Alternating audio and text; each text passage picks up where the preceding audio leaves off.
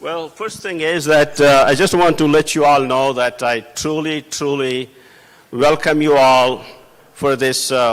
From every angel donors are here, classroom sponsors are here, regular donors, small and big doesn't matter. Every donation means the same to me as far as I'm concerned. And also families, friends.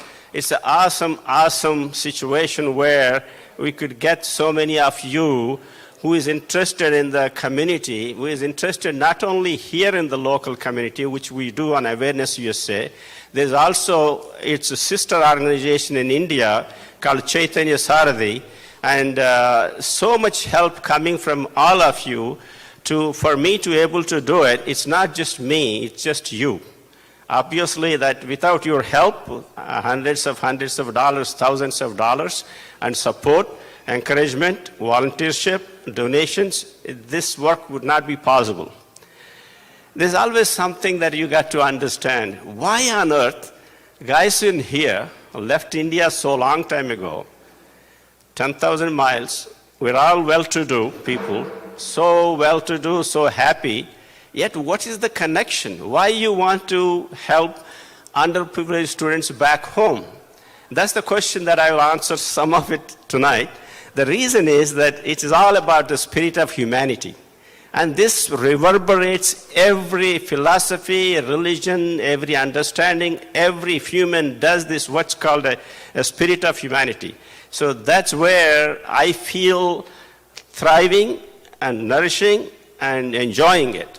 And we'll continue a few more things about that. So welcome you all. It's about you more than me doing this work.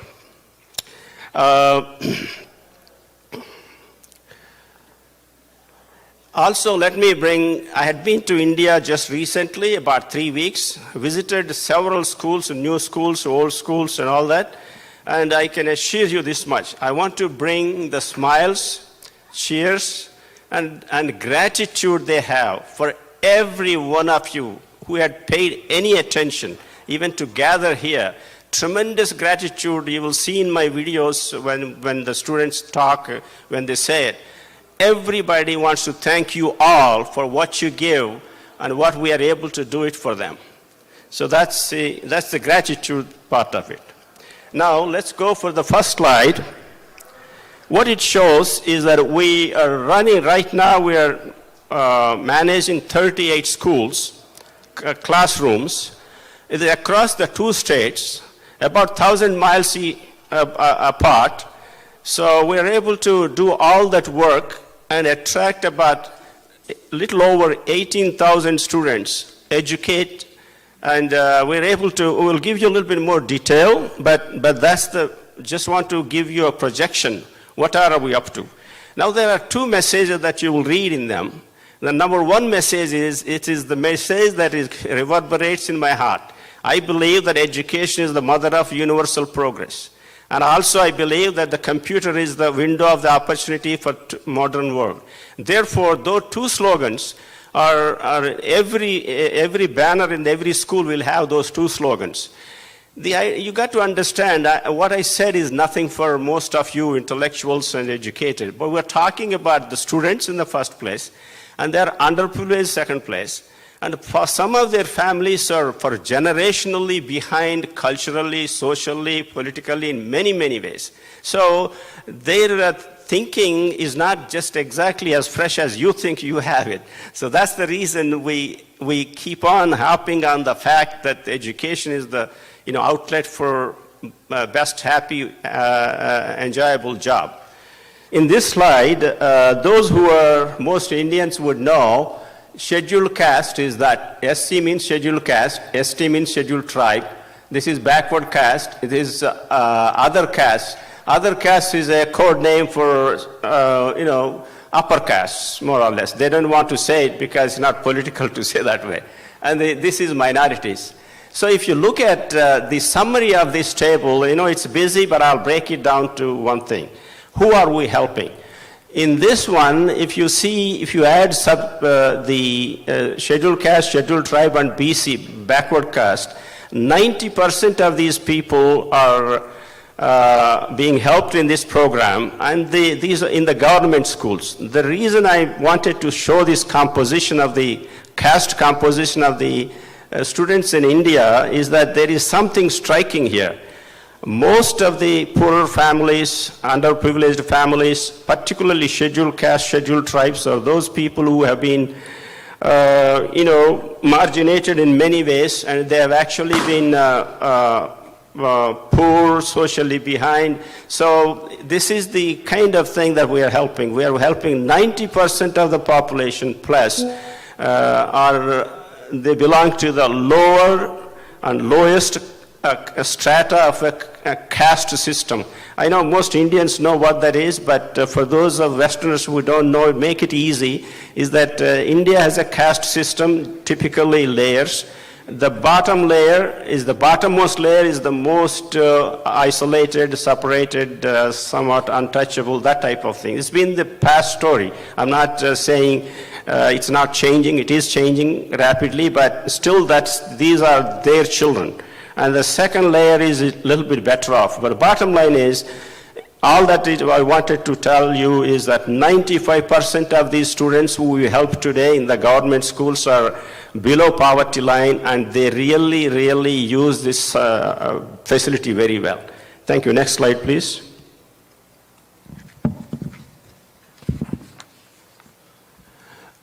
This summarizes about exactly what talked about it. Once a proposal comes from a sponsor for a school, we go to the school, talk to the headmaster, talk to the teachers, then we get a classroom assigned to us, and once the classroom is assigned, maybe I can show you a little bit better. Okay, once the classroom is assigned here, we take a dedicated classroom, and afterwards we install computers, hire teachers, train teachers, then we replace and any problems that comes, replace the equipment, and also we supervise and monitor the progress of the classroom, and eventually at the end of the year we'll hold the examinations and certification. So this is just about the routine, but this is excellent. We nailed every detail in that piece, and we control every detail in that piece, so that there's never an issue about any inadequacies or discontinuation of the education. Next slide, please. Now, let me tell you the second piece that I'm really, really focused on it. That is the motivational. There is 3 elements in this. It's called mentorship. That includes the motivational talks. Just to make it brief, we have produced videos, pamphlets, talks, and also we train teachers how to imbue these ideas into the students.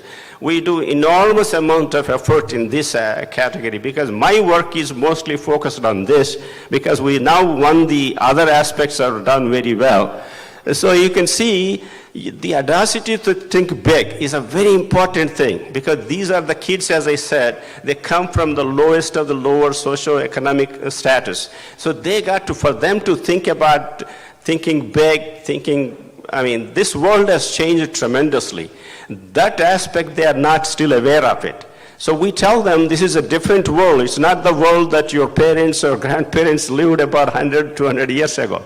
You can do anything you want to. That's what we insist on, telling them to never cut short your own ideas and dreams. Likewise, we tell them that we induce the curiosity and inquisitiveness and questioning. These are the driving forces for the social evolution in many, many ways. And that's how the hunter-gatherers became agriculturists, agriculture went to industrial, industrial went to internet age that we are in. So these are the driving forces of a curiosity.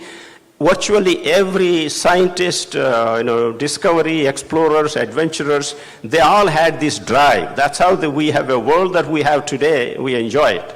So likewise, we emphasize everything that we can in these things. Also, teacher, in our view, is a role model. Teacher, we tell the teacher the way you look, the way you dress, the way you express, the way you have attitude, the way you respect the students is everything that matters to influence the education. So we train our teachers to bear that in mind constantly. And also, self-learning and peer learning is one of those things. These are new ideas in educational system They weren't there as much in the industrial age, but that's an internet age allows you to learn from Google, from YouTube, from many academies, etc. like. Next slide, please. Okay, I just want to focus you how intensely all these girls are looking right at my face. Each one of them are squared their face right into my face when I'm talking to them. That is the intensity and the interest they have, and we are able to get the message across. Next slide, please. All right, life skills is another most important thing. We all know, I don't have to dwell too much about it. Without life skill, there's no success in life. You may be academically good, but life skill is everything. So we break down into different modes and different ways to explain them. Listening is a big thing. I talk about it. I may be blamed sometimes I don't listen at home, but as far as I'm concerned, I'm impressed with how to listen. I tell them you listen to learn. We sloganize that. Every student says that, I listen to learn. Most of these things, we make them slogans and repeat in a mass scale so that they get an idea about what the listening is about. Your listening is with empathy. You have to understand the other person, be in their shoe, you listen with empty mind, unbiased. Bias is the one that kills the learning. So we insist on those things. And likewise, we insist on other things like being a good writer, excellent speaker, and great communicator. In this great communication aspect, I really actually demonstrate in a mass scale and in the classrooms. A boy and a girl comes, we tell them how to shake hand, how to smile, how to look at your face, how to stand tall, and how to feel good. All those things, we make them to repeat it and do it. Next slide, please. All right, this is the slide that is close to my heart. And you can see that without this, there is no game in my interest in the whole thing. What is the social responsibility? These are the things that I don't want to dwell on because the question hour not to be cut in, but I just want to briefly tell you that we, the Homo sapiens, are the youngest and smallest and brightest race of all the human races ever existed on the planet Earth. And within the last 200,000 years, we have made a tremendous progress on this planet. And I do believe absolutely because of the humanity and its human connection and the spirit of humanity will make us do bigger things. All that you see as a disturbance or differences, conflicts, contradictions, I do believe is a minor force. It will sort out itself. That's my belief. So we share with the kids. We ask them about humanity, anything they know about human, about who we are, who are the previous humans and all that. So basically we kind of ask questions. We don't tell them anything without asking questions. If I talk this way to them, it goes over their head. But we break it down into different questions, different ways. And likewise, the generational gift. This is my pet story. What is it that we have today here? None of us detected any of these. None of them discovered anything. The kind of level that we enjoy today, whether it is health, wealth, or prosperity, is the best ever been in the world in all these years, all these centuries, all these times. So what does it mean? That everybody, the generations that have gone past us, have worked hard to create a better world for us. That's the whole point. The point is that there are scientists, discoverers, adventurers, reformers, revolutionaries. I mean, you name it. Everybody before us worked to build a life like this. And the kings didn't have the internet at that time. They didn't have a cell phone at that time. Even a monarch never had these facilities that we have today. The point I am trying to make is the fact that the generational gift that we have had is such a great gift for us. That is why we were able to build a better life. And certainly that means that you owe to somebody for the future generations. That's the point that we are trying to make on this point. And the third one is the moral obligation. That's what I just mentioned it to you. When you take so much from everybody, for all the generations, I mean, obviously it's the need to say that you have to give, not only give just that, but more of it, because you made more of it. We are better off today than ever been before. Next, please. All right, a couple more slides. I'll stop the talk and then we'll start the question hour. The one thing is we intensely make efforts to motivate the teachers. Because if you don't have a motivated teacher, you don't have a motivated student. And we take special classes, do Zoom. So how do you motivate teacher? We tell them it's not a job, it's a mission. And in the mission, you're not looking at your hours, you're not looking at your salary, you work to do only purpose of your life is teaching, and you do it. And we do indeed, take care of them, and we have a lot of passion for them as well. But just want to let you know that's what it is. And we talked about mutual learning sessions. We conduct between the teachers. They have lessons to conduct, sharing their experiences about how do you teach your students? How can you do it differently? Can you use my strategies? Things like that. So it does enhance the education thing.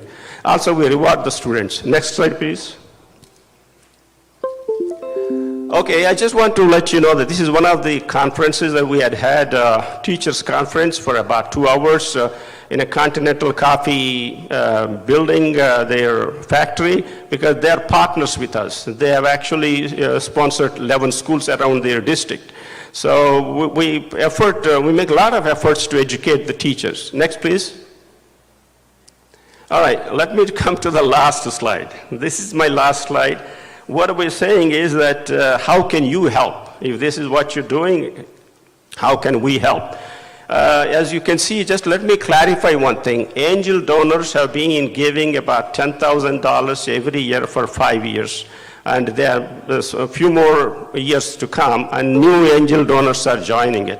So that's one thing. That will work as a corpus fund, and it will sustain the future plans. That's the idea about the angel donors.